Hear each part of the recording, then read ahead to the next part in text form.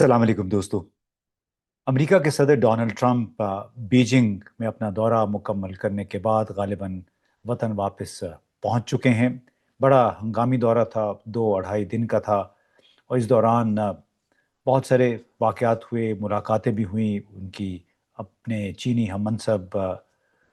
Xi Jinping के साथ। लेकिन इस दौरान एक बड़ी अनहोनी हुई, जिसको आप बदतमीज़ी कह सकते हैं, तकब्बुर कह सकते हैं और नफ़रत कह सकते हैं। उसमें बदगुमानी भी कह सकते हैं, बाहिमी शुकूक व शुबहात बहुत ज़्यादा हैं। हुआ यूं कि कई वो सहाफ़ी जो कि डोनाल्ड ट्रंप की टीम के साथ सफ़र कर रहे थे, उनमें न्यूयॉर्क पोस्ट के वाइट हाउस के नामा निगार एमिली गुडिन भी शामिल हैं। उन्होंने ये तस्दीक की कि बीजिंग में ट्रंप शी समिट के बाद अमरीकी अमला और प्रेस पूल ने एयरफोर्स वन पर सवार होने से पहले तमाम चीनी तहाइफ, जिसमें बैजेस शामिल थे, डेलीगेशन पिन्स थीं, यादगारी सोवेनियर थे और बर्नर फ़ोन उसको कहते हैं, जो आम फ़ोन होते हैं जो फौरी तौर पे आप इस्तेमाल करके बेकार भी कर सकते हैं, उन सब को उधर ही फेंक के वो वापस रवाना हुए। और तमाम वफ़द ने दौरे के दौरान सिर्फ ऐसे फ़ोन इस्तेमाल किए, अपने जो फ़ोन थे वो या तो घरों में छोड़ आए थे या उन्होंने बंद करके अपने तैयारे में ही रखे हुए थे। और ज़ाहिर है शुकूक व शुबहात बहुत ज़्यादा हैं। और बुनियादी उसका आइडिया ये था कि चीन में बनी हुई कोई भी चीज़ जिसमें कोई तकनीकी पुर्ज़े शामिल होने का शायबा हो, वो अमरीकी सदर के तैयारे एयरफोर्स वन पर ले जाने की इजाज़त नहीं है। ये सब कुछ खुले आम किया गया और प्रेस पूल ने मुशाहिदा भी किया, जिस पर तबसरा किया गया कि चीन से कुछ भी तैयारे पर नहीं जाने दिया जाएगा। अब ये नई बात सिर्फ इस हद तक दौरे तक महदूद नहीं है। कम अज़ कम 2010 की दहाई के वस्त से अमरीकी वफूद चीन के दौरों पर इसी तरह के सख्त इंटेलिजेंस मुखालिफ प्रोटोकॉल्स पर अमल दरामद करते आ रहे हैं। ये चीनी मेहमानों की तरफ से मुमकिन जासूसी, हार्डवेयर बग्स, छुपे हुए निगरानी हालात और इलेक्ट्रॉनिक्स में मेलवेयर के ख़तरात की वजह से किया जाता है। अब बुनियादी बात यह कि इससे अमरीका चीन के ताल्लुकात के हवाले से अब क्या अखज़ करेंगे। बुनियादी तौर पर एक गहरा इदारा जाती सतह इदारा जाती सतह पर मौजूद शक और साइबर सिक्योरिटी के जो खदशात हैं उसको ज़ाहिर करता है। लेकिन क्या इस हद तक इस नौइयत के शकूक व शुबहात के आप सरकारी तौर पर दिए गए तोहफ़े तहाइफ को भी कूड़े दान में फेंक दें? अब ज़ाहिर है अमेरिका चीन को अपने लिए एक बहुत बड़े ख़तरे वाला माहौल समझता है। ये बात ट्रंप, बाइडेन समेत तमाम जो इनकी हुकूमतें थीं उनमें मुश्तरक है। चीनी इंटेलिजेंस के तहाइफ, डिवाइसेस और इमारतों जैसे अफ्रीकन यूनियन हेडक्वार्टर्स के ज़रिए निगरानी की तवील तारीख़ है। ये एक इल्ज़ाम है कि जहाँ-जहाँ चीनी जाते हैं वहाँ पे वो जासूसी का सिलसिला शुरू कर देते हैं। जैसे कि CIA, MI6, ये इदारे तो कुछ भी नहीं करते। ये हाथ पे हाथ धरे देखते रहते हैं कि चीन और रूस क्या कर रहे हैं। बड़े भोले बनते हैं। यानी वही काम जो कि CIA कर रही है, अगर रूस और चीन करें तो वो फिर नापसंदीदा हो जाता है। तो अब ज़ाहिरी तौर पे तो ये दौरा कहने को कामयाब था, लेकिन इसमें कोई बहुत बड़ी तब्दीलियां देखने में नहीं आई। चंद वादे किए गए कि चीन 200 बोइंग तैयारे खरीदेगा, अगरचे तवक्को थी कि इससे कहीं ज़्यादा का ऑर्डर शायद मिल सकता है। अभी बातचीत होनी है। लेकिन चीन को गालिबन इस बात का अंदाज़ा भी था, क्योंकि ये प्रोटोकॉल जो हैं, चाहे वो अमरीकी इख्तियार करते हैं या दूसरे मुल्कों वाले, ये कोई खुफिया चीज़ें नहीं हैं। दोनों तरफ यही खेल खेले जाते हैं। तो इसमें अब मजमूई तनाजुर क्या था, इस दौरे से दोनों मुल्कों को मिला क्या, कोई ठोस नताइज क्या निकले इस इतनी शदीद टेंशन के दरमियान। ये जो वाक़या एयरपोर्ट पे हुआ कि तमाम तोहफ़े तहाइफ कूड़ेदान में फेंक दिए गए, अमरीका और चीन के ताल्लुकात में मोहतात और प्रैक्टिकल उसको स्टेप कहा जा सकता है। इसमें कोई सरगर्मी या उसको कहते हैं कोई वार्मथ इसमें नहीं थी, बल्कि ऐसे मनाज़िर पहले भी हो चुके हैं। और बुनियादी तौर पे ایک تلخ حقیقت سامنے آئی ہے، وہ یہ کہ دونوں ملکوں کے درمیان تعلقات جو ہیں ابھی بھی تقریباً ویسے ہی کشیدہ ہیں، ویسے ہی شکوک و شبہات سے آراستہ ہیں جیسے کہ ماضی میں تھا۔ اب بیجنگ پہنچنے پر ڈونلڈ ٹرمپ کو دو تلخ حقیقتوں کا سامنا کرنا پڑا۔ شی جن پنگ نے اپنی افتتاحی تقریب میں نہ صرف تائیوان کے مسئلے پر سخت تنبیہ کی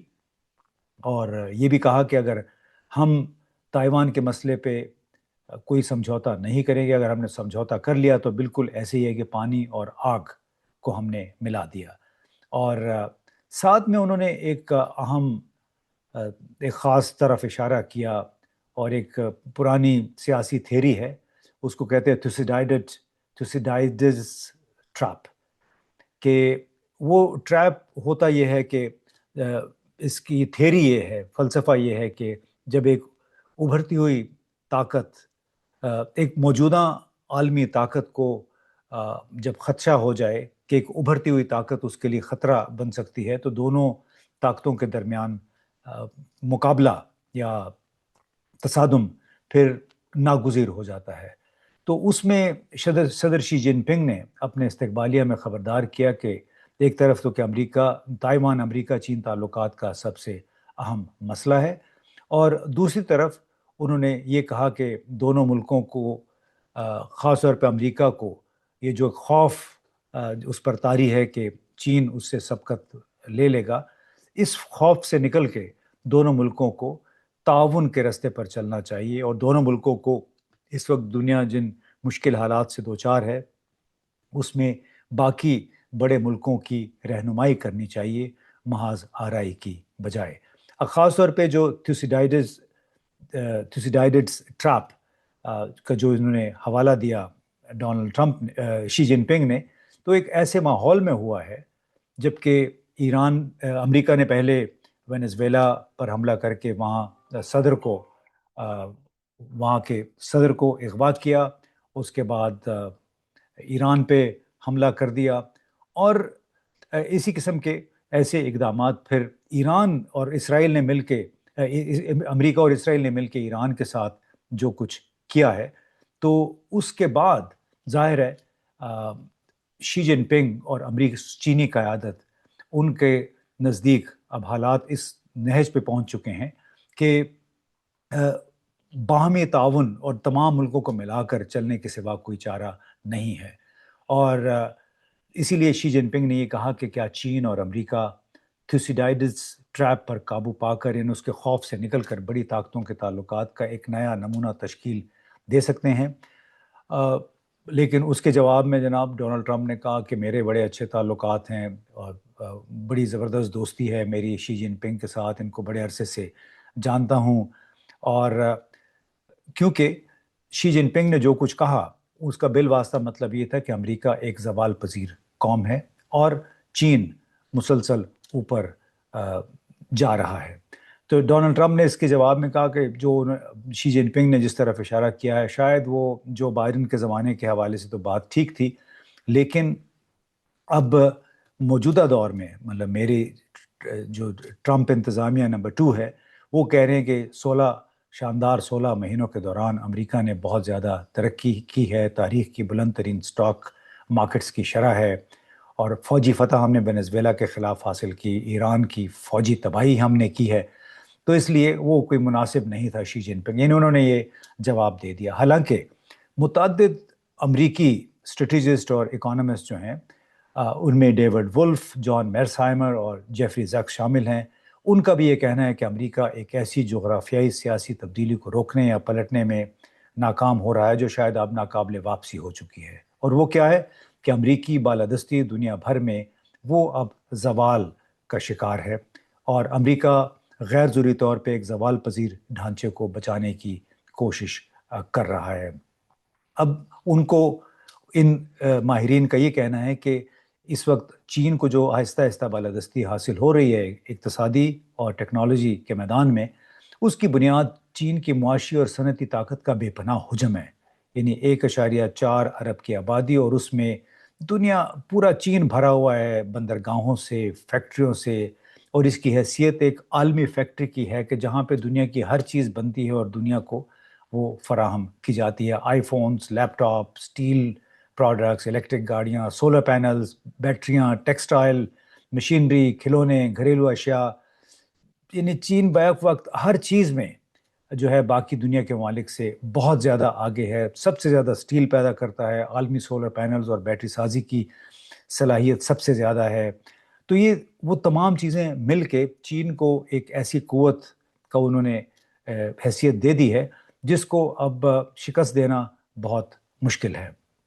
اور اس کے ساتھ ساتھ چین کو حقیقی معنوں میں منفرد بنانے والی چیز کیا ہے؟ وہ اس کا گہرا صنعتی ماحولیاتی نظام ہے. وسیع انفراسٹرکچر ہے، مربوط سپلائی چینز ہیں،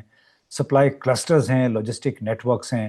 اور بے مثال پیمانے پر مرتکز مینوفیکچرنگ مہارت ہے جہاں پہ بڑے اعلیٰ تربیت یافتہ انجینئرز اور ٹیکنیشنز کام کر رہے ہیں، جس میں وہ کم سے کم وقت میں زیادہ سے زیادہ چیزیں بنانے کی مہارت رکھتے ہیں. اسی لیے شی جن پنگ نے جو حوالہ دیا تھوسیڈائیڈڈ ٹریپ کا، وہ نہایت موزوں ہے. اور اکثر لوگوں کا یہ خیال ہے کہ امریکہ زوال پذیر ہے، اور اس میں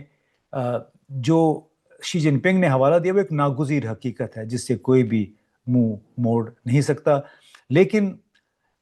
ڈونلڈ ٹرمپ کو دیکھیے کہ انہوں نے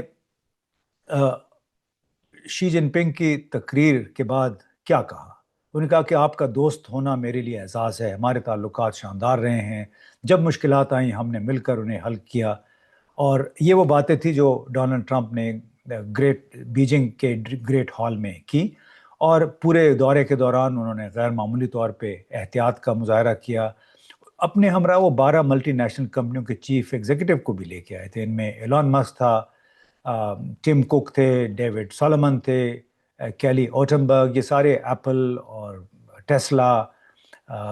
اس کی بڑی کمپنیوں کے نمائندے تھے. اب اندازہ لگائیے کہ ایک ایسے حالات میں یہ 12 چیف ایگزیکٹوز آئے، ایک ایسے تناظر میں جس میں ٹرمپ اور ان سے پہلے کی حکومتوں نے چین کو ہمیشہ ایک ایول امپائر کے طور پہ پیش کیا کہ یہ بڑا خراب ملک ہے، یہاں پہ حقوق انسانی کی خلاف ورزیاں ہوتی ہیں، یہ دوسروں کے ساتھ زیادتی کرتے ہیں. لیکن یہی لوگ وہی ٹرمپ شی جن پنگ کو اپنا دوست بھی کہہ رہے ہیں، چین کے ساتھ اپنے تعلقات کو بہترین قرار دے رہے ہیں، اور ساتھ ہی پھر تمام بڑی 12 ملٹی نیشنل کمپنیوں کے ایگزیکٹوز کو بھی لے کے آئے تاکہ یہاں پہ کاروبار کے نئے مواقع تلاش کیے جا سکیں. تو اس لحاظ سے یہ تھا کہ یہ سربراہی اجلاس میں علامتی اور استحکام پر مرکوز تھا کہ اس وقت دونوں ملکوں کے درمیان جو ٹینشن ہے، اور خاص طور پہ جو علاقائی ٹینشن ہے ایران کے خلاف جنگ کی وجہ سے، اس کو تھوڑا سا محدود کیا جائے، اس پہ قابو پانے کی کوشش کی جائے. اور یہ کہ دونوں طرف سے جو بیان بازی ہوئی اس میں یہی ابھر کے سامنے آیا کہ ایک پریکٹیکل نوعیت کی تعلقات ہیں. اور البتہ جو امریکی رپورٹ